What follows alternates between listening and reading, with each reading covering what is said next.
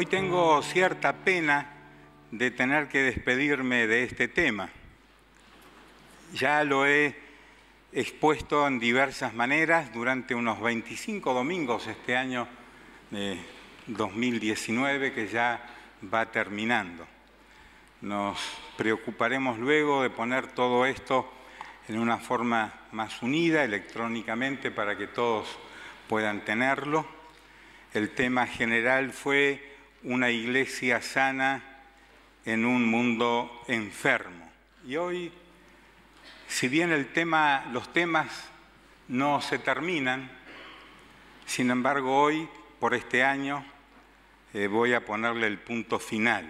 Una iglesia sana y fuerte hoy no garantiza una iglesia sana y fuerte siempre. Las iglesias van cambiando a medida que cambian las formas, cambian sus integrantes. Las iglesias van cambiando también sus estilos, sus formas, y eso también afecta a la vida espiritual de la iglesia. Como lo vemos en el ejemplo que usamos en varias oportunidades en esta serie de la iglesia de Éfeso. La razón por la cual Pablo le pide a Timoteo, discípulo de su seminario ambulante, le pide que se quede en esa región, es para establecer un balance adecuado, especialmente para la iglesia en Éfeso. La iglesia de Éfeso es una de las más queridas de la época y ministerio de Pablo para él, y a lo largo de la historia esa carta ha llegado a ser muy significativa para la doctrina y estabilidad de las iglesias de Cristo. En el capítulo 4 de la primera carta de Pablo a Timoteo, segunda carta de Pablo a Timoteo, ya unos 30 años antes de que la iglesia entrara en una gran crisis negativa, Pablo escribe estas palabras, versos 3 y 4, porque vendrá tiempo cuando no sufrirán la sana doctrina, sino que teniendo comezón de oír, se amontonarán maestros conforme a sus propias concupiscencias, y apartarán de la verdad el oído, y se volverán a las fábulas. Al tiempo que Pablo escribe estas palabras, la iglesia en Éfeso estaba pasando días muy positivos, muy felices.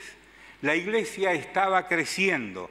Había persecución, la propia de la época cultural e histórica que vivían, pero la iglesia se mantenía en crecimiento, se mantenía firme y adelante. Mirando hacia el futuro, Pablo le advierte a Timoteo, vendrán tiempos cuando la sana doctrina será tan pesada de soportar que la dejarán finalmente para transformarse en una iglesia de la cual apartarán de la verdad el oído y se volverán a las fábulas. Y esto lo leemos con cierta tristeza, ¿verdad? No esperamos que esto ocurra en una iglesia. No esperaban los líderes que se despidieron de Pablo, a quienes se les advirtió que se van a levantar de entre ustedes personas capaces de sembrar doctrinas no conforme a Dios, sino conforme a sus propios oídos. La verdad que está en sus oídos y en sus mentes. La gente se volverá a las fábulas. ¿Y es acaso tiempo de mirar alrededor nuestro y ver que lo que ocurrió con Éfeso ocurre hoy también con muchas partes del cuerpo de Cristo en el mundo? En Apocalipsis capítulo 2, verso 4, pasaje por el cual pasamos algunas semanas atrás, la primera carta que se escribe de parte de Jesús a las 7 iglesias es a la iglesia de Éfeso, quien 30 años antes había sido advertida que iban a venir esos tiempos difíciles.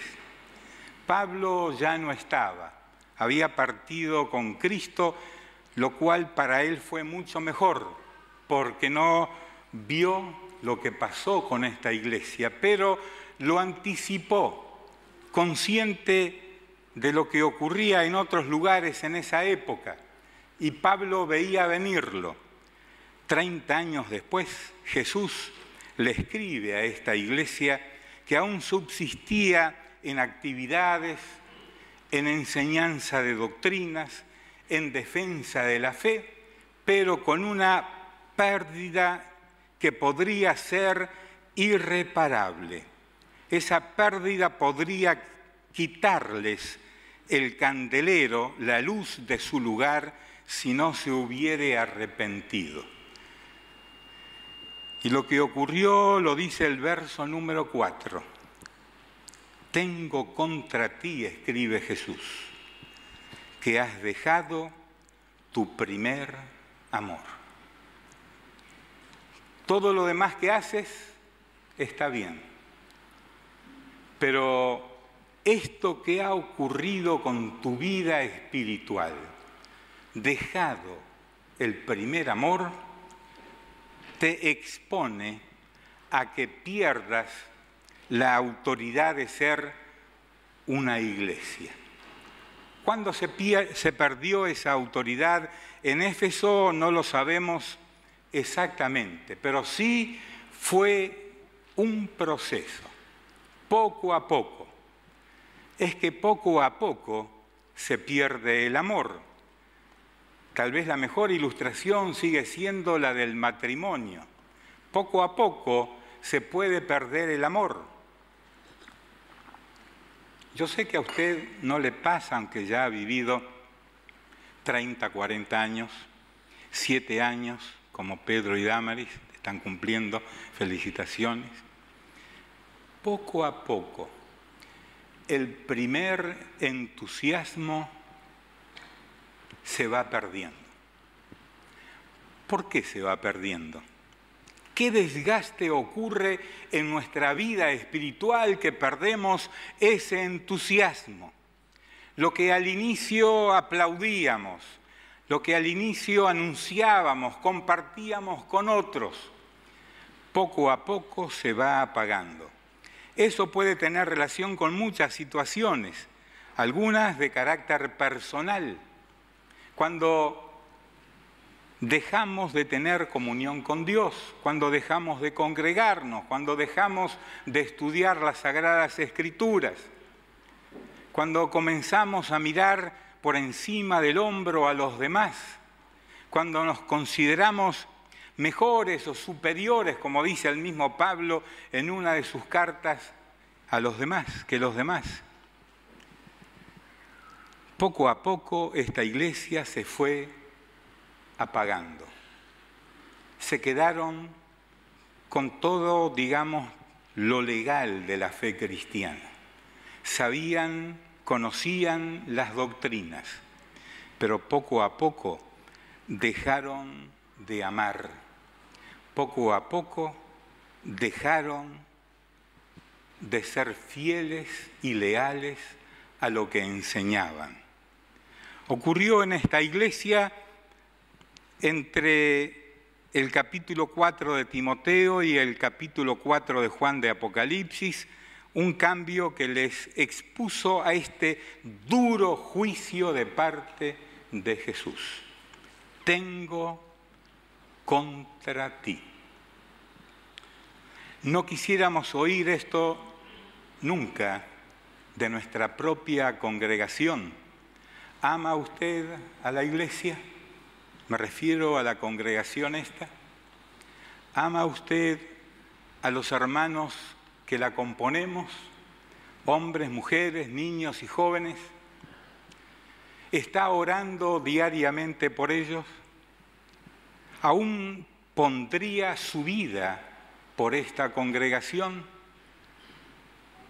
¿Ama usted de tal manera la congregación que solo piensa y habla, dice cosas positivas de la congregación? Poco a poco podemos ir minando el fundamento que fue puesto, poco a poco, unos y otros. Poco a poco podemos dejar de amar. Eso en el matrimonio es trágico, ¿verdad? Al punto que muchos matrimonios se rompen porque ya perdieron el sentido de atracción que produce el amor. Cada vez encontramos menos matrimonios que duren muchos años.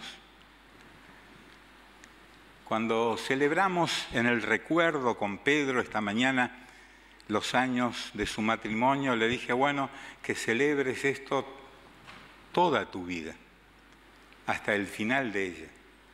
Pero la verdad es que mirando las familias en el mundo y en esta ciudad y en el entorno en que nos movemos, poco a poco vemos como personas que estimamos, con las que hemos tenido relación, aún cristianos, el matrimonio se va desgastando. Ya no siento lo mismo por ella o por él, es una frase que escuchamos en las confesiones de algunos que quieren justificar la pérdida del primer amor. No es justificable eso que ocurre en la vida matrimonial. Ni aún la mejor excusa puede lograr que se razone diciendo hay que separarnos, porque ya no es lo mismo que hace 10, 15, 20, 50 años atrás.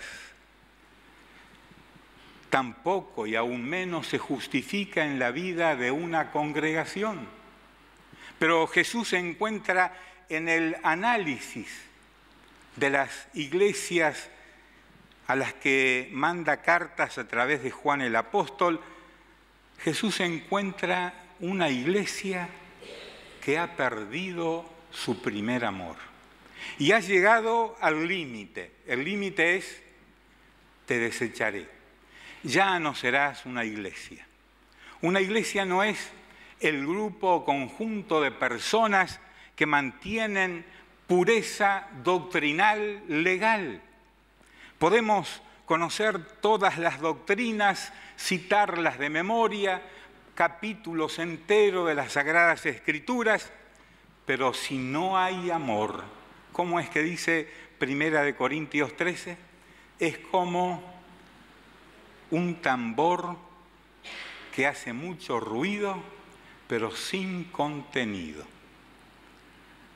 Una iglesia que pierde su primer amor se expone a la situación de Éfeso en Apocalipsis capítulo 2, versos 4 y 5.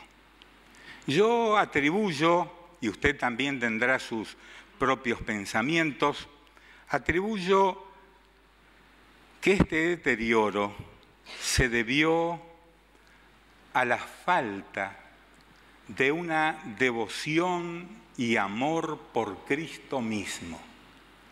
Llegaron a amar más la doctrina, las leyes, los estatutos, todo lo que menciona ahí la carta de Jesús a ellos, más que a Cristo mismo. No se requiere para ser miembros de una iglesia que conozcamos las doctrinas de memoria y al dedillo de la propia iglesia. Podemos ser limitados en nuestra comprensión de algunas doctrinas. De lo que no podemos ser irresponsables es de amarnos los unos a los otros. Con el amor se pueden cubrir multitud de situaciones difíciles en el desarrollo de la vida de una iglesia. La iglesia perdió su primer amor en Éfeso, aunque su doctrina se mantuvo y Jesús lo reconoce. Cuando Jesús enseñó acerca del amor, entre otras cosas, dijo: en esto conocerán que son mis discípulos. ¿En qué? En que os améis los unos a los otros. La mejor agencia de publicidad de una congregación no son sus actividades, no es su internet, no es la imagen que damos, no es el templo. La mejor publicidad de una congregación de Jesús, y en ese tiempo él no tenía internet, ni templo, ni otros medios de comunicación, estaba muy cerca de esa docena de personas y les dice: ustedes, mis discípulos, van a ser conocidos por cómo se amen el uno al otro. ¿Qué es la mejor publicidad que podemos hacer? Hoy podemos tener todas las demás herramientas de comunicación y son accesibles, nos damos a conocer. Hay cierta competencia en el mundo evangélico por el uso de Internet, a ver quién muestra lo más lindo, lo más atractivo, lo más ideal. Sin embargo, todavía nos quedamos con la indicación de Jesús. Vamos a ser conocidos por la clase de amor que tenemos los unos por los otros. Es interesante que Jesús no habla del amor al prójimo no cristiano. Le dice a los discípulos: van a ser conocidos en que se amen los unos a los otros, entre ustedes. Pocos años después, Lucas va a escribir en su libro de los Hechos que la gente de la ciudad de Jerusalén decían: mirad cómo se aman estos. O sea, la iglesia, vista desde afuera de ella, daba una imagen de amor de los unos a los otros. Bueno, usted sabe cómo se puede expresar el amor del uno al otro. Usted no le dice a su cónyuge: qué fea que estás últimamente. Y podríamos agregar otras frases. Usted las puede pensar ahora. Si no nos atrevemos, porque decimos que amamos a nuestro cónyuge, no nos atrevemos a decir malas ideas, palabras y pensamientos acerca del ser que amamos, ¿acaso nos sentimos libres para hablar lo que no se debe del cuerpo de Cristo, que es la iglesia? Ni siquiera podemos atrevernos a pensar: voy a decirle a la iglesia cosas tan duras como que no se las imaginan.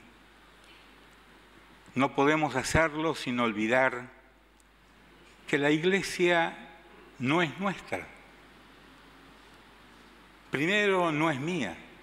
Yo no la compré con mi sangre. Yo no me morí en la cruz, menos aún resucité. Y el único que logró hacer eso fue Jesucristo.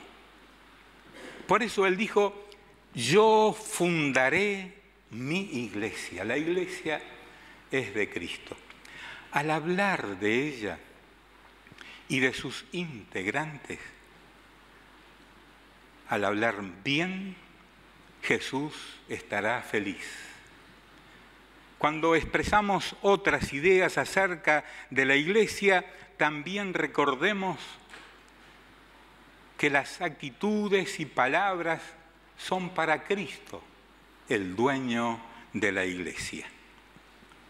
La falta de amor en Éfeso produjo esa sequedad espiritual que la expuso a dejar de ser una iglesia de Cristo. Ahora bien, ¿cómo se puede evitar este mal? ¿Cómo se puede, si lo hemos perdido, cómo se puede volver al primer amor? Parece que en la vida matrimonial es más sencillo, ¿verdad? Bueno, nos vamos de vacaciones o a un retiro para matrimonios, o vamos al psicólogo o a la psicóloga, o hacemos un curso de cómo ser feliz en el matrimonio, o leemos algún libro de algún famoso que nos dice las 10 reglas para ser feliz en el matrimonio y no salir frustrado.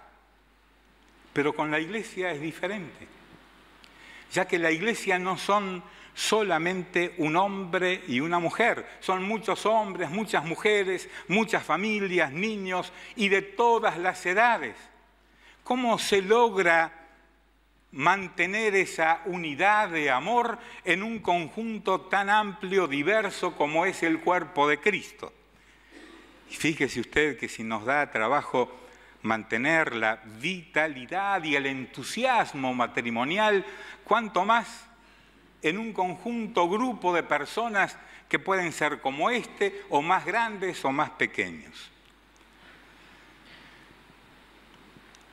Hay 2 o 3 personajes, pero por razón de la hora que miro aquí, solamente me voy a dedicar tal vez a 1, tal vez a 2, valientes profetas de la antigüedad, que tienen para enseñarnos y advertirnos al respecto de cómo volver al primer amor o cómo evitar también perder esa vitalidad inicial. Vamos a ir como 25 siglos atrás, al Antiguo Testamento. Los modelos que quiero presentarles hoy los voy a ampliar el próximo año 2020 en otros mensajes. Vivieron en épocas cuando la cultura estaba a la deriva, cuando el pueblo al que pertenecían se estaba deformando.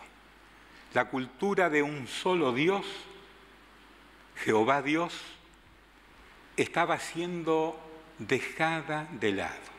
El pueblo se estaba alejando de Dios. Ahora estos hombres que se levantaron a hacer los anuncios que vamos a leer ahora, se levantaron en un tiempo tan difícil, tan complicado, como tal vez es similar al de hoy mismo, cuando el deterioro moral y espiritual fue creciendo y hoy día va creciendo también. Me refiero al primer entrevistado de hoy, que se llama Ezequiel. Es el primer entrevistado al que queremos observar muy brevemente y lo ampliaremos el próximo año. Ezequiel. Qué lindo nombre, Ezequiel, ¿no? Creo que tenemos algunos en la iglesia. Ezequiel. ¿Quién es ese? El Ezequiel de Rivarola. Es un lindo nombre, ¿no? ¿También? ¿Dónde está el de Débora? Está creciendo, ¿no? Ya está más grande. ¿Al revés? ¿Ah, sí? Es más grande el otro. ¿No? Bueno, tenemos la esperanza de verlo como profeta también, ¿no? A ver, los padres, enséñenles a leer el libro de este gran profeta. Es el primer hombre que se enfrenta a un problema que fue creciendo y minando desde adentro mismo del pueblo israelita, que era congregación de Dios. Lo fue minando a tal punto que la gente tomaba a la religión como algo cínico, sin valor, sin importancia, como algo de la historia, de la tradición. Ya no vivían el amor a Dios de corazón, tenían muy poco entusiasmo. Fueron invadidos por los babilonios, los que se llevaron como 10.000 judíos al cautiverio, especialmente la gente de mediana edad y de joven edad. El Salmo 137, que hoy no vamos a observar, lo menciono nomás, el Salmo 137 alude a ese tiempo del cautiverio de muchos judíos. ¿Qué había pasado? No ocurrió de un día para otro, pero poco a poco el pueblo se fue haciendo insensible a la palabra de Dios, a los mensajes de Dios. Dios hablaba por los profetas, hablaba por diferentes formas de lo que ocurría en la historia social de ese pueblo, pero ellos no escuchaban, menos aún entendían lo que estaba ocurriendo. Se fueron alejando de Dios poco a poco. ¿Le ocurrió lo mismo en alguna etapa de su vida a usted? Que se fue alejando, se fue enfriando la fe, dejó de esto, dejó de lo otro, dejó de congregarse, observa más lo negativo que lo positivo en el cuerpo de Cristo. ¿Qué ocurrió para que ese amor hacia Dios, esa devoción que tenían santos hombres de Dios de este pueblo, se hubiera enfriado a tal punto que Dios tiene que juzgarlos con una invasión y llevar a los mejores 10.000 de la ciudad de Jerusalén cautivos? No se volvieron secos espiritualmente de un día para otro. Esto ocurre en un proceso. Vea usted el llamado que le hace Dios a Ezequiel, capítulo 2, verso 1 al 3, y luego los versos 6 y 7. Me dijo, dice Ezequiel, me dijo Dios: hijo de hombre, ponte sobre tus pies y hablaré contigo. Y luego que me habló, entró el Espíritu en mí y me afirmó sobre mis pies, y oí al que me hablaba. Y me dijo: hijo de hombre, yo te envío a los hijos de Israel, a gentes rebeldes, que se rebelaron contra mí. Ellos y sus padres se han rebelado contra mí hasta este mismo día.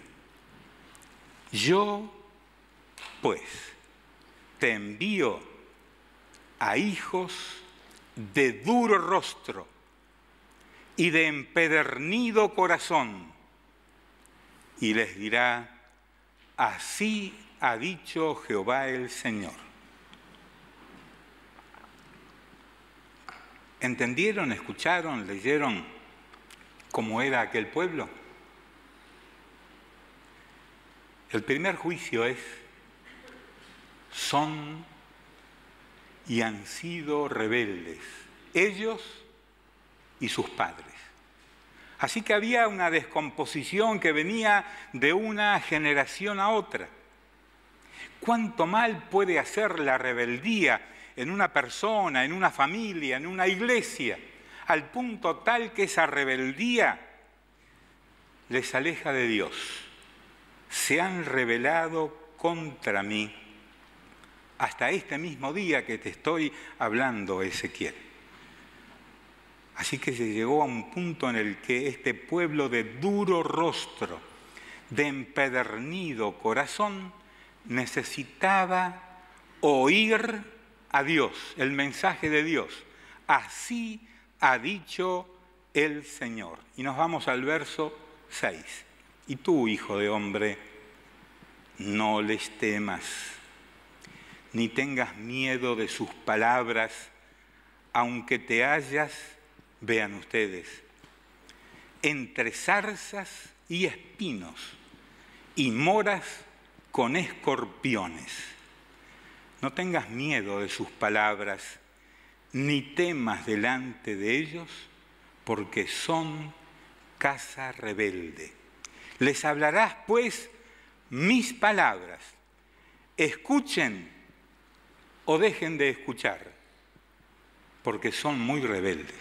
Parece que la rebeldía era tan grande, había llegado a un grado tan intenso, que Dios repite en su mensaje la palabra varias veces, desde el inicio del llamado hasta ahora en el mensaje, y le dice a Ezequiel: vas a hablar con gente rebelde.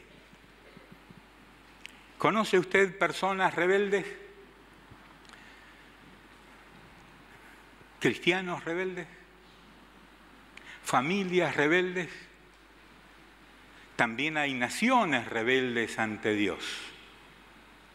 Sin embargo, Ezequiel, no les temas. Háblales, aunque no te escuchen, háblales, aunque no entiendan, diles: así ha dicho Jehová. Les hablarás, escuchen o dejen de escuchar, porque son muy rebeldes. Ezequiel es llamado a dar un mensaje continuo, perseverante, aunque no lo entiendan ni lo escuchen. Hay otros predicadores en las Sagradas Escrituras, Antiguo y Nuevo Testamento, que tuvieron que lidiar con un pueblo rebelde.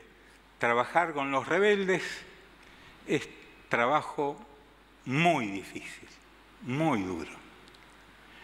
Otra vez vuelvo al matrimonio con hijos. Hay hijos que son rebeldes. Desde aquí pude ver la cabeza de algunos que hacían así. No sé si estaban pensando en los propios o en los de otros. Pero la rebeldía es un serio problema. ¿Por qué los hijos rebeldes no le hacen caso a los padres que les han dado la vida, que se han preocupado por ellos, que los han alimentado, que los guían, que los cobijan? ¿Por qué ocurre esa rebeldía en el corazón de los hijos en muchos casos, no en todos? Si usted puede responder eso, va a entender lo que Dios le pidió a Ezequiel para hablarle a todo un pueblo que antes seguía a Dios, adoraba a Dios. Ahí tenían su templo en Jerusalén, tenían sacerdotes, y en la historia cuántos jueces, reyes tenían en su historia que les recordaban de las bondades de Dios. Sin embargo, se rebelaron igual.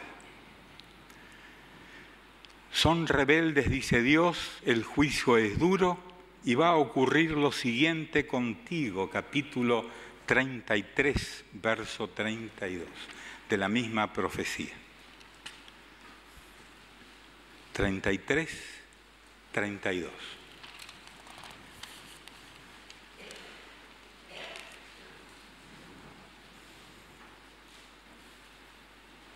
Porque puse mi terror.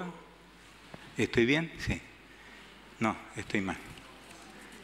Sí, la rebeldía es terror también, pero no es lo que estaba en mis apuntes. Verso 32 del 33. He aquí que tú eres a ellos como cantor de amores. ¿Cómo son los cantores de amor? Conocen algunos de esta época, ¿verdad? Que le cantan lindo al amor, aunque tienen detrás de sus vidas infidelidades, quebrantos de matrimonio, pero se paran en las plataformas y le cantan al amor como si fueran maestros del amor. He aquí que tú eres a ellos como cantor de amores, hermoso de voz y que canta bien. Y oirán tus palabras, pero no las pondrán por obra. Y esta frase final que la tengo subrayada en mi Biblia es muy triste, ¿verdad? Oirán tus palabras, pero no las pondrán por obra. Es como la mamá y el papá que le hablan a la hija que está rebelde, que está equivocado. Y parece que el padre, la madre, que aman a ese ser que han generado con sus vidas, le hablan a una pared. Escuchan, pero no entienden. Menos, como dice Dios a Ezequiel, no las pondrán por obra. Si yo fuera Ezequiel, le diría a Dios, ¿por qué no me mandas a otra parte, a otro pueblo? ¿Para qué gastar, como dice el dicho popular, pólvora en chimangos? Después usted me explica qué quiere decir ese dicho, porque lo he repetido muchas veces, pero no sé qué son los chimangos. Gastar pólvora en algo inútil y sin sentido. Debe ser algún animal cuya carne no sirve para nada. ¿Y para qué gastar pólvora en chimangos? Yo le diría a Dios eso. ¿Para qué gastar tiempo con gente rebelde, dura de corazón? ¿Para qué gastar tiempo con hijos rebeldes, desobedientes a los padres? ¿Para qué gastar tiempo? Pero antes le ha dicho a Ezequiel, tienes que hacerlo igual, tienes que hablar. Tienes que darles el mensaje que te he mandado dar. La sequedad espiritual, como a este pueblo de Ezequiel, nos alejará de Dios. Al punto tal que nos tornaremos insensibles a lo bueno, a lo agradable, a lo magnífico que es adorar a Dios. A congregarnos porque amamos a Dios. No venimos al templo a pasarla bien. La verdad es que la pasaríamos mejor, ¿dónde? Piense ahora. Pero venimos porque amamos a Dios. Venimos porque amamos a la iglesia. Y venimos a escuchar la voz de Dios. Ese era el mensaje de Ezequiel. Yo quiero que me oigan y que entiendan. Era su propia pasión durante todo su ministerio. Ezequiel sabía que si esa gente escuchaba, entendía y ponía por obra el mensaje de Dios, las cosas iban a cambiar. Pero desde que él comenzó a hablar el mensaje de Dios, hasta que vinieron cambios positivos, habrían de pasar muchos años. A veces ocurre que los resultados de lo que nos decimos unos a otros para ayudarnos, o lo que usted le dice a otros para ayudarle, no se ven los resultados inmediatamente. Pero iglesia, no te canses de anunciarlo. Los otros ejemplos de profetas que hablaron en tiempos difíciles los dejaré para enero 2020. ¿Están de acuerdo? Para terminar, digo que para mantener saludable y estable a una iglesia como esta, la Piegu, se necesitan líderes que sean honestos, de buenas conductas, que oigan a Dios, que amen a Dios. La iglesia se tiene que mantener fiel a Dios escuchando el mensaje de Dios. La iglesia tiene que cuidarse de no perder el primer amor. La Iglesia debe mantenerse alerta y en oración. La Iglesia debe evitar no secarse en su comunión con Dios y en su comunión congregacional. ¿Qué puede hacer usted para que esto no ocurra, lo de Éfeso y lo del pueblo de Dios que hemos visto, que esto no ocurra entre nosotros? Le dejo la respuesta a usted. ¿Me entiende? Porque a Ezequiel no lo entendían. ¿Entienden lo que estoy diciendo? La preocupación de la buena salud de una iglesia es de todos sus integrantes. Amén. Vamos a orar. Gracias, Señor, por esta mañana hermosa que hemos tenido en esta casa de oración, desde temprano. Gracias porque podemos abrir la Biblia en todo este lugar, en todo este edificio, comentarla, aprender de ti, mantener fuerte la llama del amor hacia ti y hacia nuestros hermanos. Ahora, Padre, nos encomendamos a ti para este tiempo cuando partiremos el pan y tomaremos la copa. Ayúdanos a profundizar más este hecho importantísimo de la historia de la salvación. En el nombre de Jesús. Amén.